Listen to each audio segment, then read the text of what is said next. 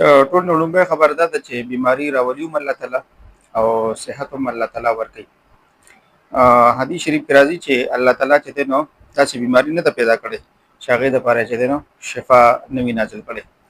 بخاري شریف روایت دی چې ما انزل الله داء الا انزل له شفاء، چې کوم بیماری الله تعالی پیدا کړ د هغې دپاره شفا هم پیدا کړې ده. د نفس په انسان باندې حق دی. حدیث کې راځي چې ان النفس علیک حق، نو دغه نفس حفاظت د انسان د جسم حفاظت دا د انسان لپاره ضروری دی. بلکې چې کوم څیزونه انسان له تکلیف ورکوي د هغې تکلیف څیزونه د خپل نفس بچ کول د انسان په فرایضو کې شامل دي.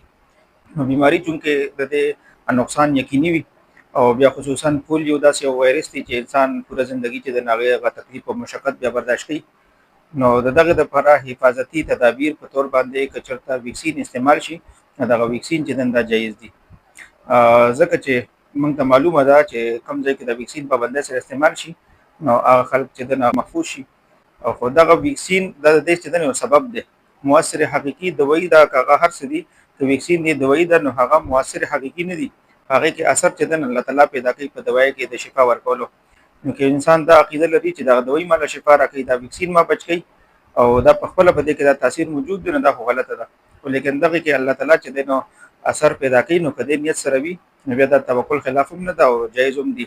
په دې ویکسینو باندې چونکې مختلف شبهات کېږي، هغه شبهات خو د حکومت ذمہ داري ده چې د خلکو هغه شبهات لرې کړي. خو لیکن هغه شبهات چونکې یقیني نه دي، دغه یو موهوم څیز دی او بیماري چې دا یو یقیني څیز دی نو لهذا د دغه شک د وجې نه د ویکسین نه انکار چې دی نه صحیح نه دی. او بل د شریعت حکم دی چې امر مباح کې چې کله د حاکم حکم راشي نو هغه منل چې دی نه واجب شي. تقی عثماني په تکمیله کې لیکلي دي، مفتي رشید احمد رحمت الله علیه چې دی نو په اصل فتاوا کې لیکلي دي چې مباحاتو کې چې دی نو د حاکم حکم منل چې دا ضروري شي.